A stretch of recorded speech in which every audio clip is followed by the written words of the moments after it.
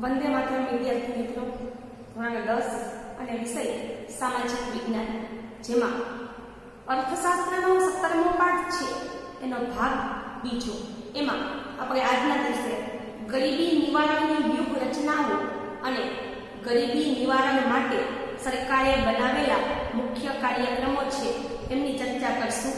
તો ગરીબી નિવારણની વ્યૂહરચના એટલે કે આયોજન, કે ગરીબીને દૂર કરવા માટે સરકારે જે આયોજન બનાવ્યું છે, ગરીબીનું 20 ચક્ર ભારતમાં પકડ જમાવી રહ્યું છે. કે 20 એટલે ઝેરી, કે ગરીબીનું ઝેરી ચક્ર આખા ભારતમાં ધીમે ધીમે ફેલાઈ રહ્યું છે. એના મુખ્ય કારણો છે કે જેને આપણે જોયા કે ગરીબી ઉદ્ભવવાના મુખ્ય કારણ આપણે લોકોએ પાઠ 17 ભાગ 1 માં જોયેલું હતું. ગરીબી ઉદ્ભવવાના મુખ્ય કારણો. તો સરકાર છે એને ગરીબીને ઘટાડવા માટેની મુખ્ય વ્યૂહરચનાઓ અપનાવી છે, જેમાં અત્યાર સુધીમાં 11મી પંચવર્ષીય યોજના પૂરી થઈ ગઈ છે. ત્યાં સુધીમાં ભારતીય અર્થતંત્ર છે એને વિકાસની રણનીતિ અને કાર્ય યોજનાઓમાં ગ્રામીણ ક્ષેત્રની કરવામાં આવેલી ઉપેક્ષા મુખ્યત્વે જવાબદાર છે. કે 1951 થી લઈ અને આજ દિવસ સુધી ભારતે 11 જેટલી પંચવર્ષીય યોજનાઓ પૂરી કરી છે, કે જેમાં અર્થતંત્રના વિકાસની રણનીતિ એટલે કે અર્થતંત્રનો વિકાસ કરવા માટેની જે નીતિ અને આયોજન હતું, કે જેમાં ગ્રામીણ ક્ષેત્રની ઉપેક્ષા કરવામાં આવી. કે પંચવર્ષીય યોજનામાં ગામડા ઉપર પૂરતા પ્રમાણમાં ધ્યાન આપવામાં આવ્યું ન હતું. ભારતીય અર્થતંત્રનું સુવર્ણ શિખર ભલે શહેરમાં હોય પણ એના મૂળ તો ગામડામાં છે. સુવર્ણ એટલે સોનાનું શિખર. તો ભારત છે એના અર્થતંત્રનું સોનાનું શિખર ભલે શહેરમાં હોય પણ એના મૂળ તો ગામડામાં પડેલા છે. માટે ગામડું ભારતીય અર્થતંત્રનું હૃદય છે. કે ભારતની અંદર ગામડું ખૂબ જ મહત્વનું છે. જેવી રીતે શરીરમાં હૃદય છે એનું મહત્વ હોય છે, એવી રીતે ભારતમાં ગામડાનું મહત્વ છે. તેથી એને ધબકતું અને સમૃદ્ધ રાખવા માટે અંદાજપત્રમાંથી મોટો હિસ્સો ગ્રામ ઉદ્ધાર પાછળ ખર્ચાવવો જોઈતો હતો. એટલે કે ગામડું છે એને જો ધબકતું રાખવું હશે તો અંદાજપત્ર એટલે દર વર્ષે સરકાર છે એ પોતે કેટલી આવક મેળવવાની છે અને કેટલો ખર્ચ કરવાની છે એ અંદાજ દર્શાવતું પત્રક, જેને અંદાજપત્ર કહે છે. સરકાર દર વર્ષે ખાસ કરીને ફેબ્રુઆરી માસ પૂરો થાય છે પછી નવા વર્ષનું બજેટ બહાર પાડે છે, કે જે કેન્દ્રની અંદર નાણામંત્રી અને રાજ્યની અંદર પણ રાજ્યના નાણામંત્રી હોય છે. એ બજેટ રજૂ કરે છે, જેને અંગ્રેજીમાં બજેટ કહે છે. કે જેમાં સરકાર આવનારા વર્ષોમાં કેટલી આવક મેળવશે અને કેટલો ખર્ચ કરશે એનો અંદાજ કાઢવામાં આવે છે. તો ખાસ કરી અને અંદાજપત્રનો મોટો હિસ્સો જે ગામડાની પાછળ ખર્ચાવો જોઈતો હતો, તો ઈ ભારતનો સાચો આર્થિક, સામાજિક અને સાંસ્કૃતિક વિકાસ ગામડા દ્વારા જ શક્ય બને છે. કે જો ભારતનો વિકાસ કરવો હશે તો પહેલા ગામડાનો સામાજિક, આર્થિક અને સાંસ્કૃતિક વિકાસ કરવો પડશે. તો વર્તમાન સરકારે ગ્રામ ઉદયથી ભારત ઉદયના કાર્યક્રમ દ્વારા દેશોદ્ધારના મૂળ વિચારને અમલમાં મૂક્યો છે. કે વર્તમાન સરકાર છે એને ગ્રામ ઉદ્ધાર એટલે કલ્યાણ કરવું. કે જો ગામડાનું કલ્યાણ થશે તો જ દેશનું કલ્યાણ થશે. આ વિચારને ધ્યાનમાં રાખી અને ગ્રામ ઉદ્ધારથી દેશ ઉદ્ધાર એટલે કે એના મૂળ વિચારને અમલમાં મૂકી અને સરકારે ગરીબી નિર્મૂલન માટે થઈ અને ગ્રામીણ ક્ષેત્રે માળખાગત સુવિધાઓ, કે ગરીબી સંપૂર્ણ રીતે દૂર થાય એટલા માટે ગામડાની અંદર માળખાગત સુવિધાઓ વધારવી, કૃષિ ક્ષેત્રનો વિકાસ અને ગૃહ ઉદ્યોગ, કુટીર ઉદ્યોગ, લઘુ ઉદ્યોગ પર વિશેષ ભાર આપવામાં આવ્યો. તો ગરીબી નિવારણની વ્યૂહરચના જોઈએ. એમાં પહેલું, આઝાદી પછીના વર્ષોમાં સરકારે ગરીબી હટાવવાનું સૂત્ર અપનાવ્યું હતું અને મોટા પાયાના અને ભારે ચાવીરૂપ ઉદ્યોગોના વિકાસને મહત્વ આપ્યું હતું. કે આઝાદી પછી ભારત સરકારે ગરીબી દૂર થઈ જાય તે સૂત્ર અપનાવ્યું અને મોટા અને પાયાના ઉદ્યોગો છે એની ઉપર વિશેષ ધ્યાન કેન્દ્રિત કર્યું હતું. એના વિકાસ માટે પ્રોત્સાહન પૂરું પાડ્યું હતું, જેથી શહેરો વિકસે અને બીજી બાજુ ગ્રામીણ ક્ષેત્રે હરિયાળી ક્રાંતિનો લક્ષ્ય અપનાવ્યો હતો અને જમીન સુધારાના કાર્યક્રમો કર્યા હતા કે શહેરની અંદર મોટા અને ભારે ઉદ્યોગોનો વિકાસ થાય તો ગામડાની અંદર હરિયાળી ક્રાંતિ.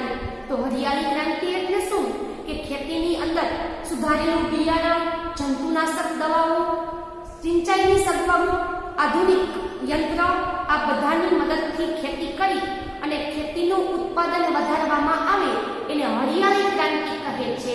તો હરિયાળી ક્રાંતિનો માર્ગ અપનાવી જમીન સુધારાનો કાર્યક્રમ કરી અને ખેતી દ્વારા ઉત્પાદન વધશે, રોજગારીની તકમાં વધારો થશે, રોજગારી વધશે, આવક વધશે, જેને કારણે ગરીબોની સ્થિતિ સુધરશે. સરકારને એવું હતું કે જો ગામડાની અંદર ખેતીનો વિકાસ થશે તો લોકોને રોજગારી મળશે, લોકોની આવક વધશે અને ગરીબીમાં ઘટાડો થશે.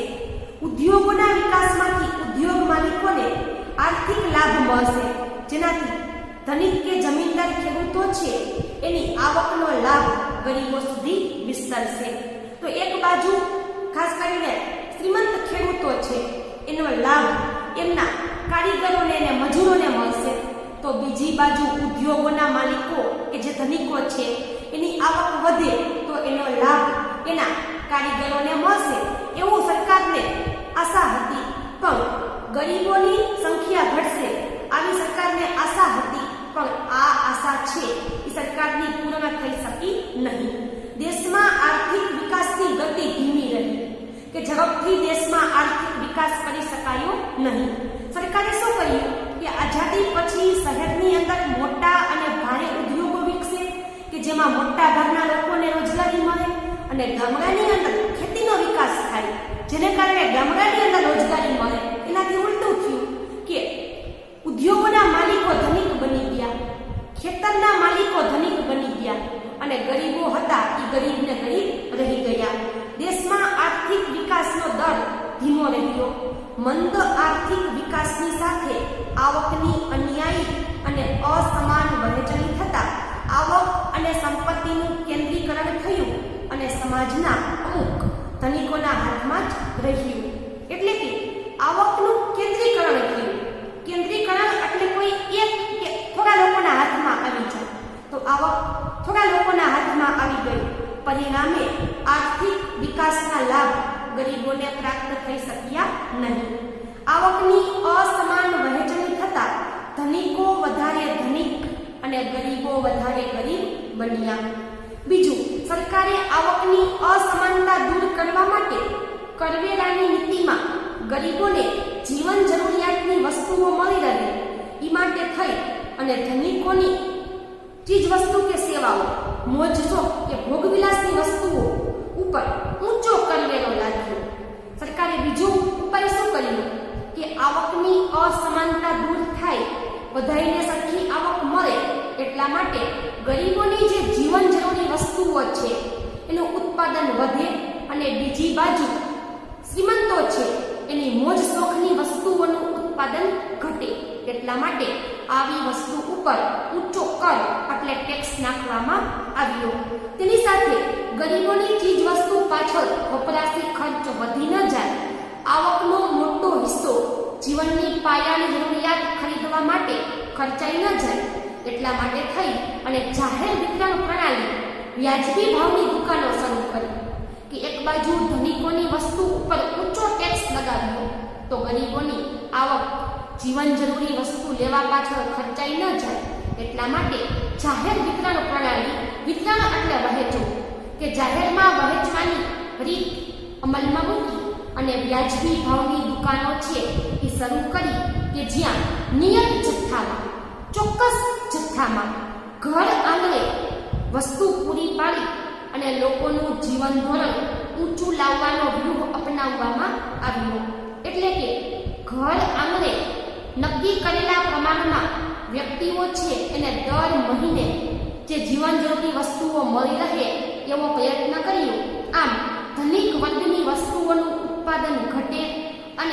ગરીબોની ચીજવસ્તુનું ઉત્પાદન વધે એ માટે સરકારે પ્રયત્ન કર્યા કે ગરીબોની વસ્તુ છે એનું ઉત્પાદન વધી જાય અને ધનિકોની મોજશોખની વસ્તુનું ઉત્પાદન ઘટી જાય એ માટે સરકારે પ્રયત્ન કર્યા.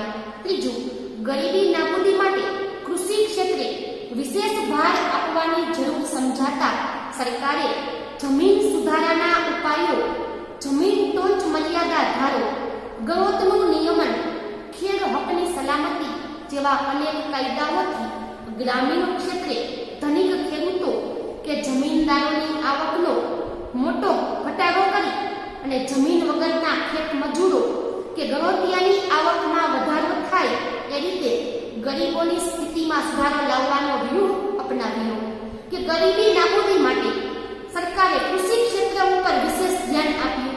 ગામડાની અંદર જમીન સુધારાના પ્રયત્ન કર્યા. જમીન ટોચ મર્યાદા ધારો, જમીન ટોચ મર્યાદા કે ખેડૂત પાસે સરકારે નક્કી કરેલા માપ મુજબ જમીન હોવી જોઈએ.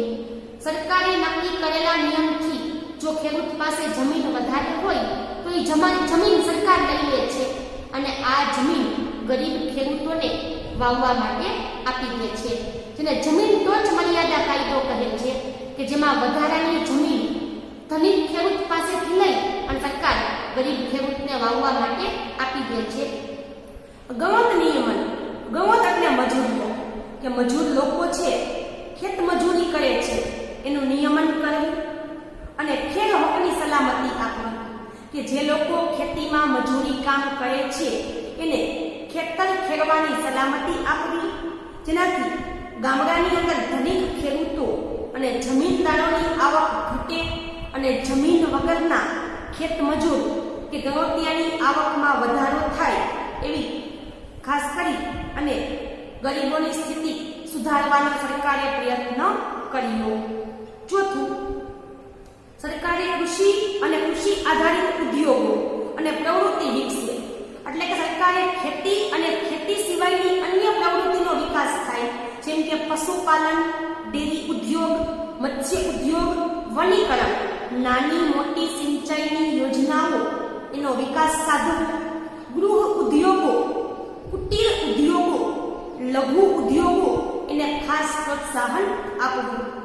એટલે કે ખાસ કરી અને પશુપાલન કરવું, ડેરી ઉદ્યોગ ખોલવો, માછલી પકડવાનો ઉદ્યોગ, વનીકરણ એટલે વૃક્ષોનું વાવેતર વધારે કરવું, નાની મોટી સિંચાઈની યોજનાઓ બનાવવી, ગૃહ ઉદ્યોગો, કુટીર ઉદ્યોગો અને લઘુ ઉદ્યોગોને પ્રોત્સાહન આપવું, સ્વાવલંબનના ક્ષેત્રે યંત્રનો ઓછો ઉપયોગ કરી અને ધંધા ઉદ્યોગથી રોજગારી વધે, એટલે કે સ્વાવલંબન. સ્વાવલંબન એટલે વ્યક્તિ પોતાની જાતે કામ કરી શકે, જેમાં યંત્રનો ઉપયોગ ઘટાડી દેવો અને પરંપરાગત વ્યવસાયો કે જે પેઢીઓથી ચાલ્યા આવતા હોય એવા વ્યવસાયો ફરીથી ચાલવા લાગે. હાથસાળ અને કુટીર ઉદ્યોગ, હાથસાળ એટલે કાપડ વણવાના ઉદ્યોગ, કાપડ વણવાના ઉદ્યોગને હાથસાળ ઉદ્યોગો કહે છે. કુટીર એટલે કે નાની મોટી વસ્તુ હાથેથી બનાવતા હોય એવા ઉદ્યોગો, એની માટે પ્રોત્સાહક નીતિ જાહેર કરી અને કેટલાક ગૃહ ઉદ્યોગોને કાયદાથી અનામત રાખ્યા અને ગ્રામીણ ક્ષેત્રે રોજગારીની તક પૂરી પાડી.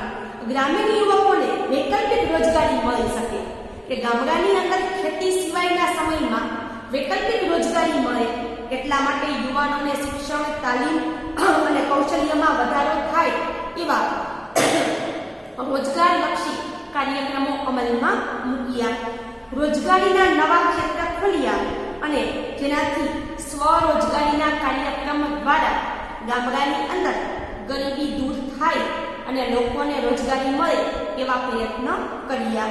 પાંચમું, સરકારે ગામડાની અંદર શિક્ષણ, સ્વાસ્થ્ય, વસવાટ, રોજગાર, કુટુંબ નિયોજન, સંદેશા વ્યવહાર, આંતર સુવિધાયુક્ત માળખું સુધાર્યું કે ગામડાની અંદર શિક્ષણનું પ્રમાણ વધે, લોકોનું આરોગ્ય છે એમાં વધારો થાય, લોકો સારા વસવાટમાં રહેતા થાય, રોજગારી, કુટુંબ નિયોજન એટલે કે કુટુંબની સંખ્યા વધે નહીં, સંદેશા વ્યવહાર અને વાહન વ્યવહારના સાધનો વધાર્યા અને આંતર માળખાકીય સુવિધા વધારી કે આંતર માળખાકીય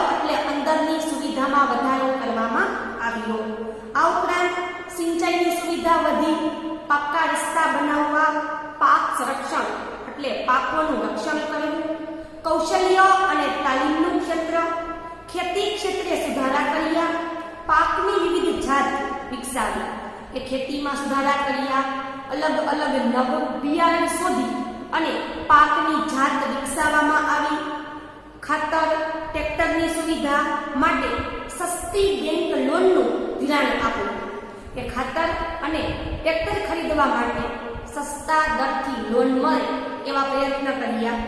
આ ઉપરાંત ખાસ કરી અને ઘર આંગણે યુવકો માટે રોજગારીના ક્ષેત્ર ખોલ્યા, જેથી શહેરમાં સ્થળાંતર ન થાય, કે ગામડાના લોકો શહેરમાં સ્થળાંતર કરીને ન જાય એટલા માટે ગામડાની અંદર જ રોજગારીના કાર્યક્રમો છે એ માટે સરકારે અનેક પ્રયત્ન કર્યા, જેમાં ગામડાની અંદર શાળાઓ, માધ્યમિક શાળાઓ, ઉચ્ચતર માધ્યમિક શાળાઓ અને નજીકના અંતરે કોલેજો અને ટેકનિકલ શિક્ષણ શરૂ કર્યું, કે ગામડાની અંદર પ્રાથમિક, માધ્યમિક અને ઉચ્ચતર માધ્યમિક શાળાઓ, ગામડાથી નજીકના અંતરે કોલેજ અને ટેકનિકલ કોલેજો શરૂ કરવામાં આવી, કે જ્યાં વ્યવસાયલક્ષી અભ્યાસક્રમ, કે ભવિષ્યમાં વ્યક્તિએ વ્યવસાય કરવો હોય તો એનો અભ્યાસક્રમ પૂરો પાડવામાં આવે છે. યુવક યુવતીઓને ઉચ્ચ શિક્ષણ પૂરું કરે ત્યાં સુધી આર્થિક સહાય રૂપે સ્કોલરશીપ, ફી માફીની સુવિધા, આશ્રમ શાળાઓ, કન્યા કેળવણી માટે આર્થિક સહાય જેવા પ્રયત્ન કર્યા, કે ગામડાની અંદર ખાસ કરી અને યુવક યુવતીઓને ઉચ્ચ શિક્ષણ મળી રહે એ માટે આર્થિક સહાય આપી, સ્કોલરશીપ એટલે કે શિષ્યવૃત્તિ, ફી માફીની સુવિધા, આશ્રમ શાળાઓ, કે આદિવાસીના બાળકોને શાળાનું શિક્ષણ મળે એટલે આદિવાસી બાળકો જે વિસ્તારમાં રહેતા હોય ત્યાં આશ્રમ શાળા ચાલુ કરે. તો આશ્રમ શાળામાં શું હોય, કે જ્યાં જે તે વિદ્યાર્થીની માટેની શાળા હોય, જ્યાં શિક્ષકો ત્યાં જ રહેતા હોય અને આશ્રમ શાળાની અંદર તમામ ખર્ચો છે ભણવાનો, રહેવાનો, ખાવા પીવાનો એ સરકાર ઉઠાવતી હોય, શિક્ષકો ત્યાં જ રહેતા હોય અને વિદ્યાર્થીઓને શિક્ષણ પૂરું પાડતા હોય છે. આમ સ્વરોજગારી ઊભી કરવાના મજબૂત પ્રયત્ન કર્યા અને આ બધા પ્રયત્નથી અર્થતંત્રમાં ઊંડી કરી ગયેલી ગરીબીની સમસ્યા છે એને જડમૂળથી ઉખાડી ફેંકવા માટે થઈ અને સરકારે અનેક પ્રયત્ન કર્યા. એટલે કે આપણા અર્થતંત્રની અંદર ગરીબી ઊંડે સુધી ઉતરી ગઈ છે. તો આવા બધા પ્રયત્ન કરી અને સરકારે ગરીબી છે એને નાથવા માટેના કે દૂર કરવા માટેના અનેક ઉપાયો કર્યા.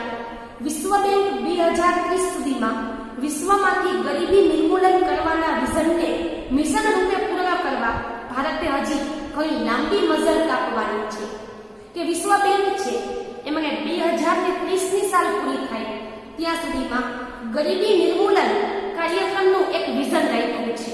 વિઝન એટલે કે સપનું, કે 2030ની સાલ સુધીમાં વિશ્વમાંથી સંપૂર્ણ ગરીબી દૂર થઈ જાય એવો એક પ્રયત્ન વિશ્વ બેંકે કર્યો છે. તો ભારતે જો આ દિશામાં આગળ વધવું હશે તો ગરીબીને દૂર કરવા માટેના હજી મજબૂત પગલાં ભરવા પડશે. ત્યાર પછી નવો ટોપિક છે ગરીબી નિવારણ કાર્યક્રમ, એટલે કે ગરીબી દૂર કરવા માટેના મુખ્ય સરકારી ઉપાયો. તો ગરીબી નિર્મૂલન કરવાના ઉપાયોને વ્યૂહાત્મક રીતે સફળ બનાવવા માટે ગરીબી રેખા નીચે જીવતા શહેરી અને ગ્રામ્ય વિસ્તારના લોકોને સીધી અસર થાય એ માટે થઈ અને વિવિધ કલ્યાણકારી યોજનાઓ બનાવવામાં આવી છે. કે ગરીબી સંપૂર્ણ રીતે દૂર થાય અને ગરીબી રેખા નીચે જીવન જીવતા ગામડા અને શહેરના લોકોનું જીવન ધોરણ સુધરે એ માટે વિવિધ કલ્યાણકારી યોજનાઓ બનાવી છે. તો ગરીબી નિર્મૂલન કાર્યક્રમ કે યોજનાઓ છે એને મુખ્યત્વે 5 ભાગમાં વહેંચી શકાય. એમાં પહેલું વેતનયુક્ત રોજગારીના કાર્યક્રમો, બીજું સ્વરોજગારીના કાર્યક્રમો, ત્રીજું અન્ન સુરક્ષાને લગતા કાર્યક્રમો, ચોથું સામાજિક સલામતીને લગતા કાર્યક્રમો અને પાંચમું શહેરી ગરીબી નિવારણના કાર્યક્રમો. તો હાલમાં આ 5 ક્ષેત્રમાં સરકારે ઘણા બધા કાર્યક્રમો અમલમાં મૂક્યા છે, પણ એમાંથી મુખ્ય કાર્યક્રમ અને યોજનાઓ છે એની અહીં ટૂંકમાં ચર્ચા કરી છે. એમાં પહેલું છે કૃષિ વિકાસ. તો કૃષિ વિકાસને લગતી યોજનાઓ કે જેનાથી ખેતીનો વિકાસ થાય અને લોકોને રોજગારી પ્રાપ્ત થાય. તો કૃષિ વિકાસ અને સેન્દ્રિય ખેતી અને ખેત પેદાશોનું વેચાણ વધે એ માટે થઈ અને સરકાર છે એને ખાસ કરી અને રોજગારીની તક વધારી અને આવક વધારવાનો પ્રયત્ન કર્યો કે ખેતીનો વિકાસ થાય, સિંચાઈનો વિકાસ થાય, પાકા રસ્તા બને, પાકનું રક્ષણ થાય, સેન્દ્રિય એટલે કે સજીવોના માધ્યમથી ખેતી થાય, જેનાથી રોજગારી મળે, આવક વધે અને ગરીબોની સ્થિતિમાં સુધારો થાય. એ માટેની ખેતીને લગતી યોજનાઓ છે કે જેમાં પેલું પ્રધાનમંત્રી કૃષિ સિંચાઈ યોજના, રાષ્ટ્રીય કૃષિ યોજના અન્વયે ખેતીમાં વૃદ્ધિ દર વધારો થાય, કૃષિ સંલગ્ન વિભાગ વિકસે, સિંચાઈની સગવડમાં વધારો થાય. એ માટે થઈ અને આ યોજના છે. એટલે કે રાષ્ટ્રીય કૃષિ યોજના કે દેશમાં ખેતીનો વિકાસ થાય, સાથે સાથે ખેતી દ્વારા જે આવક મળે છે એની વૃદ્ધિ દરમાં વધારો થાય, કૃષિ સંલગ્ન વિભાગો વિકસે. સંલગ્ન એટલે જોડાયેલા, કે કૃષિની સાથે જોડાયેલા અન્ય વિભાગો પણ વિકસે. આ ઉપરાંત સિંચાઈની સગવડમાં વધારો થાય. એક તો ખેતી દ્વારા વૃદ્ધિનો દર વધે, સિંચાઈની સુવિધા વધે. આ ઉપરાંત ખેતી સાથે સંકળાયેલી અન્ય પ્રવૃત્તિઓનો વિકાસ થાય. જમીનને સિંચાઈ હેઠળ આવરી લેવી, કે મોટા ભાગની જમીન છે એને સિંચાઈનું પાણી મળે એવા પ્રયત્ન કરવા. ટપક સિંચાઈ પદ્ધતિ, ટપક સિંચાઈ એટલે કે ધીમે ધીમે પાણીના ટીપા પાક ઉપર પડતા હોય, જેનાથી પાણીનો વેડફાટ નથી થતો અને સાથે સાથે દરેક પાકને પાણી મળી રહે છે. આ ઉપરાંત પ્રત્યેક ખેતરને પાણી મળી રહે, કે દરેક ખેતરને પાણી મળી રહે અને જળ સંકટ દૂર થાય એ માટે નાના મોટા ચેકડેમ તૈયાર કરવા, કે ચોમાસા પહેલા ઉનાળામાં લોકોને રોજગારી મળે એટલા માટે નાના મોટા ચેકડેમ ખોદીને ઊંડા કરવા, કે જેનાથી બે લાભ થાય, કે લોકોને રોજગારી મળે અને ચોમાસામાં પાણીનો સંગ્રહ કરી શકાય. મધ્યમ કદના ચેકડેમ ઊભા કરવા, કે ચેકડેમ એટલે નાના પાયાના બંધ કે ડેમ બનાવવા. કે મોટા ડેમ હોય કે જ્યાં પાણીનો વધારે સંગ્રહ થાય છે, તો નાની નદીઓ હોય એનું પાણી વેડફાઈ ન જાય એની ઉપર નાના ચેકડેમ બનાવી દેવામાં આવે તો પાણીનો સંગ્રહ થોડાક મહિના માટે કરી શકાય છે. આ ઉપરાંત ખાસ કરી અને ખેડૂતોને ખેતીના જોખમ અને દેવામાંથી બચાવવા માટે અને રોજગારી પૂરી પાડવા માટે થઈ અને સરકારે પ્રયત્ન કર્યા છે. બીજું છે પ્રધાનમંત્રી ફસલ વીમા યોજના. તો આ યોજનામાં વીમા યોજનાને વધુ સુગ્રહિત કરી કુદરતી આફતથી ખેડૂતને થતી નુકસાનીમાં આર્થિક ટેકો પૂરો પાડવો. તો પ્રધાનમંત્રી ફસલ વીમા યોજના, પેલા તો વીમો એટલે શું, કે કોઈ પણ વસ્તુ છે આપણી, ધારો કે આપણો જીવ છે, આપણી મિલકત છે, ખેતર છે, એને ભવિષ્યમાં નુકસાન થવાનું છે, તો એવું અનુમાન કરી અને લોકો વીમો ઉતારતા હોય છે. વીમાની અલગ અલગ રકમ હોય છે. તો આ રકમ છે એ દર મહિને એનો જે સંખ્યા નક્કી કરી હોય નિશ્ચિત પ્રમાણમાં એ પ્રમાણે ભરવાની હોય છે. કે 1 વર્ષ માટે, ઘણા 5 વર્ષ માટે, ઘણા 10 વર્ષ માટે એ રકમ ભરતા હોય છે.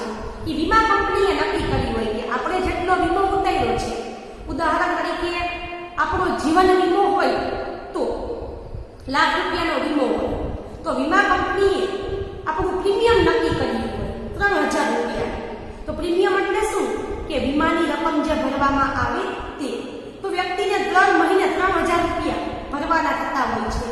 આ બધા રકમ પૂરી થઈ જાય ત્યાર પછી વ્યક્તિનું જો અકસ્માત થાય કે મૃત્યુ થાય તો એના મૃત્યુ પછી એ પૈસા છે એ એના કુટુંબીજનોને મળે છે. તો પાકની ઉપર પણ વીમો ઉતારવામાં આવે છે, કે પાક છે એ ભવિષ્યમાં બળી જશે, પાણીને કારણે ધોવાઈ જશે, તો એની માટે પ્રધાનમંત્રી ફસલ વીમા યોજના છે કે જેમાં કુદરતી આફતથી ખેડૂતો છે એને આર્થિક નુકસાનીમાં ટેકો પૂરો પાડે છે અને ખાસ કરી અને એના પાકનું રક્ષણ કરે છે.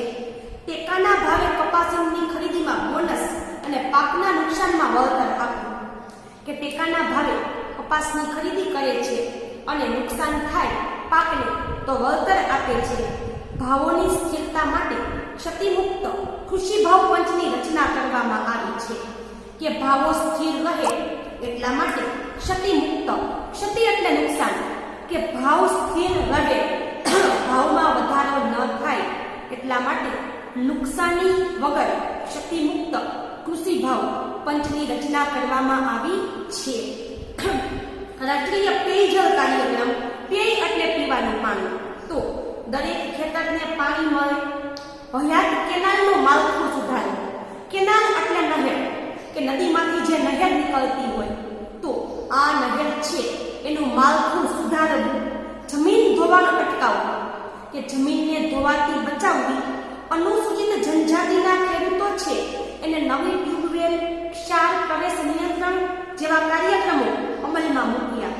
એટલે અનુસૂચિત જનજાતિ એટલે કે આદિવાસી ખેડૂતો છે કે જે નવી ટ્યુબવેલ ખરીદી શકે, ક્ષાર એટલે કે મીઠું એના પાક ઉપર ફરી ન વળે એટલા માટે ક્ષાર પ્રવેશ નિયંત્રણ જેવા કાર્યક્રમો અમલમાં મૂક્યા.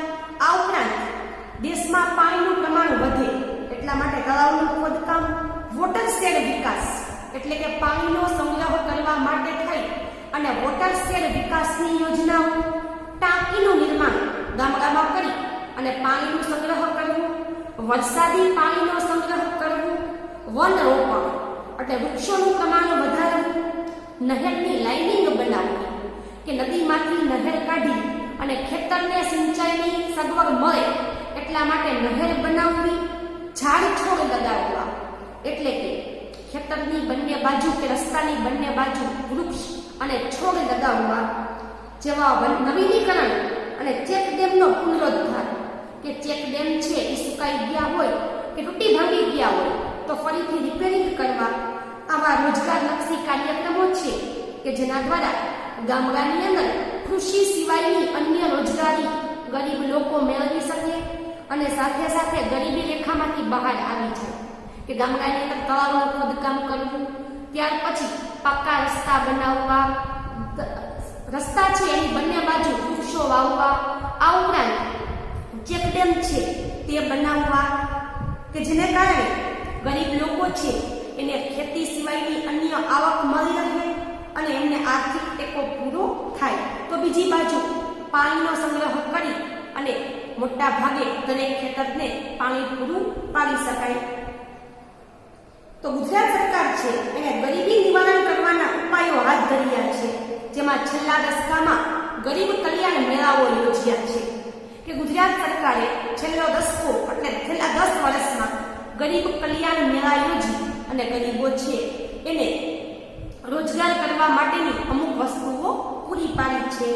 ઈ નામ યોજના જેમાં રાષ્ટ્રીય કૃષિ બજાર ઊભું કર્યું છે, જેમાં ખેડૂત ઓનલાઈન પોતાના ઉત્પાદન વેચી શકે છે. ઈ એટલે ઇન્ટરનેટના માધ્યમથી વ્યક્તિ છે, ખાસ કરીને ખેડૂત છે, ઈ પોતાની વસ્તુ વેચી શકે છે. કે ઓનલાઈન રજીસ્ટ્રેશન કરાવી ઇન્ટરનેટના માધ્યમથી દેશના કોઈ પણ ખૂણે વેપારી બેઠો હોય તો ખેડૂત પોતાની વસ્તુ ઓનલાઈન વેચી શકે છે. જેમાં વેપારી કોઈ પણ જગ્યાએથી બોલી લગાવી શકે છે. કે ભારતમાં ગમે ત્યાં વેપારી બેઠો હોય ત્યાંથી ખેડૂતના ઉત્પાદનની ઓનલાઈન બોલી લગાવી શકે છે. વચેટિયા કે દલાલને દૂર કરવામાં આવે છે. કે ખેડૂત અને વેપારી વચ્ચે ત્રીજી વ્યક્તિ હોય એને વચેટિયા કે દલાલ કહેવાય. તો આ શું કરે કે મોટા ભાગના ખેડૂતો પાસે છે કે જેનાથી ખેડૂતોને નુકસાન જાય એટલા માટે ઓનલાઈન વસ્તુ વેચવાથી વચેટિયા કે દલાલ દૂર થઈ જાય છે અને ખાસ કરી અને ખેડૂતને નુકસાન થતું બચાવી શકાય છે. ઓનલાઈન વસ્તુ વેચવાથી હરીફાઈ વધે છે, પરિણામે એનો આર્થિક લાભ ખેડૂતોને પ્રાપ્ત થાય છે. તો આ બધી યોજના ખેતીની સાથે જોડાયેલી યોજનાઓ છે. ત્યાર પછી છે ગ્રામ ઉદયથી ભારત ઉદય. તો આ કાર્યક્રમથી ખેડૂત લક્ષી યોજનાઓમાં વન્ય પ્રાણીઓથી થતા નુકસાન પામતા પાકનું રક્ષણ કરવા તારની વાડ બનાવવી. કે ગ્રામ ઉદયથી ભારત ઉદય, કે જો ગામડાનો ઉદય થશે, કલ્યાણ થશે તો અંતે દેશનો કલ્યાણ થશે. એ માટેની આ યોજના છે, જેમાં ગામડાના ખેડૂતો છે એને વન્ય પશુ પક્ષી એના પાકને નુકસાન ન પહોંચાડે એટલા માટે ખેતરની ફરતે તારની વાડ બનાવવા માટેની સહાય આપવી, અછત કે દુષ્કાળના સમયે પશુધનની સુરક્ષા માટે ઘાસ ઉત્પાદન અને પશુ શેલ્ટર બાંધવા માટે સહાય, કે દુષ્કાળ પડે કે અછત પડે તો પશુઓ છે એને ઘાસચારો મળી રહે એ માટે થઈ અને ઘાસ ઉત્પાદનની પ્રવૃત્તિને પ્રોત્સાહન આપવું. પશુ શેલ્ટર એટલે કે પશુઓને રહેવા માટેની છાપરીઓ, કે પશુ જ્યાં રહી શકે એવી છાપરીઓ એટલે કે શેલ્ટર બનાવવા. અત્યાધુનિક સેટેલાઇટ કે ડ્રોન ટેકનિકથી વરસાદની આગાહી કરવી, કે આધુનિક ખાસ કરીને સેટેલાઇટ એટલે ઉપગ્રહ, કે હવામાં ઉપગ્રહ છોડી અવકાશમાં ઉપગ્રહ છોડી અને વરસાદની આગાહી કરી શકાય છે, કે વરસાદ ક્યારે પડશે એ ખેડૂતો જાણી શકે. ડ્રોન ટેકનિક એટલે નાનું વિમાન હોય કે જેમાં કોઈ માણસ ન બેઠું હોય, આ રિમોટની મદદથી વિમાન ચલાવવામાં આવે છે અને એના આધારે વરસાદની આગાહી કરી શકાય છે. આ ઉપરાંત જમીનનો સર્વે કરી રેકોર્ડની જાળવણી કરવી, એટલે કે જમીન છે એનું નિરીક્ષણ કરવી અને જમીનનું નિરીક્ષણ કરી અને એનો રેકોર્ડ જાળવી રાખવો. ખેતીમાં યાંત્રિકરણ કરવા માટે ટ્રેક્ટર અને મિની ટ્રેક્ટર માટે ઓછા દરે લોન પૂરી પાડવી, એટલે કે ખેતરની અંદર ખેડૂતો યંત્રનો ઉપયોગ કરી શકે, ટ્રેક્ટરનો ઉપયોગ કરી શકે એટલા માટે ઓછા વ્યાજથી લોન અને સબસિડી આપવી. સબસિડી એટલે કે કંઈ પણ વસ્તુ હોય તો એ વસ્તુ છે, ઉદાહરણ તરીકે કોઈ ટ્રેક્ટરની કિંમત ₹1,00,000 છે, કોઈ ખેડૂતને તે ખરીદવું છે તો ₹1,00,000નું ટ્રેક્ટર છે, એમાંથી ₹50,000 ખેડૂત ભરે અને ₹50,000 સરકાર ભરી આપે તો એ સબસિડી કહેવાય. કે જે રકમ છે એની અડધી રકમ સરકાર ભરી આપે એને સબસિડી આપી કહેવાય. તો ખેડૂતોને સબસિડી આપવી, ઓછા દરથી લોન આપવી. બાગાયતી પાકની ગુણવત્તા સુધારવી, કે બગીચામાં થતા પાક છે એની ગુણવત્તા સુધારવી. પાણીના ટાંકાનું નિર્માણ કરવું. કૃષિ ધિરાણ મંડળીમાં કોમ્પ્યુટરનો ઉપયોગ કરવો, કે કૃષિ ધિરાણ એટલે કે ખેતીની અંદર લોન પૂરી પાડતી મંડળી છે, કે ખેડૂતો છે એને લોન જોતી હોય તો આ કૃષિ ધિરાણ મંડળીમાંથી લોન મળે છે. તો આવી મંડળીઓ છે એનું કોમ્પ્યુટરાઇઝેશન કરવું, એટલે કોમ્પ્યુટરના માધ્યમથી એને જોડી દેવી. કપાસ, કઠોળ, મસાલાના ઉત્પાદન માટે ટેસ્ટિંગ લેબોરેટરી બનાવવી, કે જ્યાં આવી વસ્તુની ગુણવત્તા વધારી શકાય. આ ઉપરાંત પોષણક્ષમ ભાવ મળી રહે એ માટે વ્યવસ્થા કરવી. જળ સંગ્રહ માટે જળાશયમાંથી કાંપ દૂર કરવું અને ખાસ કરી અને જળાશયને મોટા કરવા, ઊંડા કરવા. ખેત તલાવડીનું નિર્માણ કરવું, કે ખેતરમાં નાની તલાવડી બનાવવી કે જેમાંથી પાણીનો ઉપયોગ કરી શકાય. જળાશયની કેનાલ અને કાંસની સફાઈ કરવી, કે જળાશયમાંથી જે નહેર નીકળતી હોય એમાં કાંપ કે કચરો ભરાઈ ગયો હોય તો એમની સફાઈ કરવી. જલ મંદિરોનું પુનઃસ્થાપન, એટલે કે જલ મંદિર પાણી પૂરું પાડતી વ્યવસ્થા છે એનું પુનઃસ્થાપન કરવું અને ચેકડેમનું રિપેરિંગ કરવું. જળની સંગ્રહ શક્તિમાં વધારો કરવો. તો ગામડાની અંદર ખેતી સિવાયની આ તમામ રોજગારી છે એ ખાસ કરી અને નહેરોનું કામ છે, પછી પશુ શેલ્ટર બાંધવા માટેનું કામ છે, તળાવને ઊંડા કરવાનું કામ છે. આ ઉપરાંત પાણીના ટાંકાનું નિર્માણ કરવું, પછી ખેતરના પાકને સુધારવા માટે ટેસ્ટિંગ લેબોરેટરી બનાવવી. તો આ બધા કાર્યક્રમ દ્વારા રોજગારી અને ગ્રામીણ ક્ષેત્રે કાયમી સંપત્તિનું નિર્માણ કરવામાં આવે છે. આમ ખેડૂતોને દેવામાંથી ઉગાડવાના પ્રયત્ન રૂપે વિવિધ પ્રકારે સહાય પૂરી પાડવામાં આવે છે, કે ખેડૂતો દેવામાં ડૂબી ન જાય એટલા માટે થઈ અને કેન્દ્ર અને રાજ્ય સરકારે ગ્રામ ઉદયથી ભારત ઉદય એટલે કે ગામડાની અંદર ખેતી સિવાયના અન્ય રોજગારો છે એ લોકોને મળે, કે જેનાથી લોકોની ગરીબી દૂર થાય જેવા પ્રયત્ન કર્યા છે. દીનદયાળ ઉપાધ્યાય ગ્રામ જ્યોતિ યોજના ગ્રામીણ ક્ષેત્રે કોઈ પણ જાતના અવરોધ વગર 24/7 રાત દિવસ સતત વીજળીનો પુરવઠો પૂરો પાડવામાં આવે છે. કે ગામડાની અંદર મોટા ભાગે લાઇટની સમસ્યા હોય છે, કે લાઇટ છે એ પૂરતા પ્રમાણમાં ખેતરને મળતી નથી, પરિણામે ખેતીનો પાક લઈ શકાતો નથી. તો દીનદયાળ ઉપાધ્યાય ગ્રામ જ્યોતિ યોજના છે કે જેમાં કોઈ પણ જાતના અવરોધ વગર ગામડામાં 24 કલાક અને 7 દિવસ 24x7 એટલે 24 કલાક અને 7 દિવસ વીજળીની સુવિધા પૂરી પાડવામાં આવે છે. ઘર અને ખેતરમાં રાહત દરે વીજળી પૂરી પાડવામાં આવે છે કે ઘર અને ખેતર છે એમાં રાહત દરે વીજળી પૂરી પાડવામાં આવે છે. દેશભરમાં વીજળીની સુવિધા વગરના 18,000 ગામો છે એને વીજળીની નવી લાઈન પહોંચાડવામાં આવી છે કે દીનદયાળ ઉપાધ્યાય ગ્રામ જ્યોતિ યોજના દ્વારા.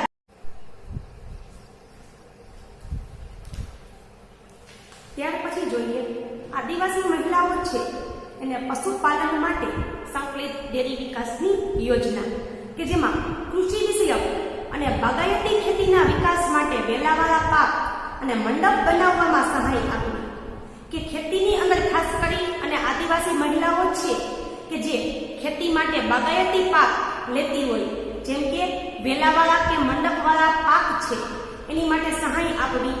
સજીવ ખેતી ગ્રેડિંગ અને પેકેજિંગની તાલીમ એટલે કે સજીવોના માધ્યમથી ખેતી કરી અને અલગ અલગ ગ્રેડ કેમ આપવું, પેકેજિંગ એટલે પેકિંગની વ્યવસ્થા કેમ કરવી એની તાલીમ અને માર્ગદર્શન છે તે પૂરા પાડવા. ત્યાર પછી છે સેન્દ્રિય ખેતીને પ્રોત્સાહન. તો સેન્દ્રિય ખેતી એટલે પશુ પક્ષીઓ, મનુષ્ય અને વનસ્પતિ આ બધા મૃત્યુ પામે ત્યાર પછી એમાંથી જે વિઘટન થાય એમાંથી જે સેન્દ્રિય પદાર્થ તૈયાર થાય એના માધ્યમથી ખેતી કરવી. તો એમાં રજીસ્ટ્રેશન કરવું, ફીમાં સહાય કરવી, ખેત સામગ્રીની ખરીદીમાં સહાય કરવી, ખેડૂતોને તાલીમ અને શિક્ષણની વ્યવસ્થા પૂરી પાડવી, ઓછા દરે ધિરાણ, યોગ્ય બજાર વ્યવસ્થા ઊભી કરવી જેવા પગલાં ભરી પર્યાવરણની જાળવણી અને ખેતીના ખર્ચમાં ઘટાડો થાય એ આ યોજનાનો મુખ્ય હેતુ છે. એટલે કે આ યોજના દ્વારા ખાસ કરી અને ઓછા દરે ધિરાણ આપવું, યોગ્ય બજારની વ્યવસ્થા ઊભી કરવી અને પર્યાવરણની જાળવણી કરવી કે સેન્દ્રિય ખેતી હોય એટલે પર્યાવરણને નુકસાન થતું નથી અને સાથે સાથે ખેતીના ખર્ચમાં ઘટાડો થાય એવા પ્રયત્ન કરવા. મુખ્યમંત્રી ગ્રામ સડક યોજના કે જેમાં રસ્તાના કામનું ગામડાની અંદર આયોજન કરવામાં આવે છે. ગામડાઓ એકબીજા સાથે સડક માર્ગથી અને હાઈવેથી જોડાયેલા રહે તે માટે ગ્રામ પંચાયતોને સહાય પૂરી પાડવી કે ગામડાઓ એકબીજા સાથે સડક માર્ગથી અને હાઈવેથી જોડાયેલા રહે તે માટે ગ્રામ પંચાયતને સહાય પૂરી પાડવી. શૌચાલય બાંધવાના કાર્ય જેવા રોજગારલક્ષી કાર્યક્રમો છે તે કરવા. એટલે કે રસ્તાના કામનું આયોજન કરવું, ગામ એકબીજા સાથે સડક માર્ગથી અને હાઈવેથી જોડાયેલા રહે એ માટે ગ્રામ પંચાયતોને સહાય કરવી. અને એટલે કે ગામડાની અંદર પાક્કા રસ્તા બને, ગામડાના રસ્તા હાઈવેથી જોડાઈ જાય એ માટે ગ્રામ પંચાયતને સહાય કરવી અને સાથે સાથે ગામડામાં ગંદકી ન ફેલાય એ માટે શૌચાલયનું નિર્માણ કરાવી અને ગરીબ લોકોને રોજગારી પૂરી પાડવી જેવા કાર્યક્રમો શરૂ કરવામાં આવ્યા છે. તો ગરીબી નિવારણના અહીં આપણે 6 કાર્યક્રમની ચર્ચા કરી. હવે નવો વિડીયો લેક્ચર છે પાઠ 17 ભાગ 2 એની વિશે માહિતી છે એ આપણે એમાં ગરીબી નિવારણના અન્ય કાર્યક્રમો છે એની ચર્ચા છે તે કરશું. આભાર.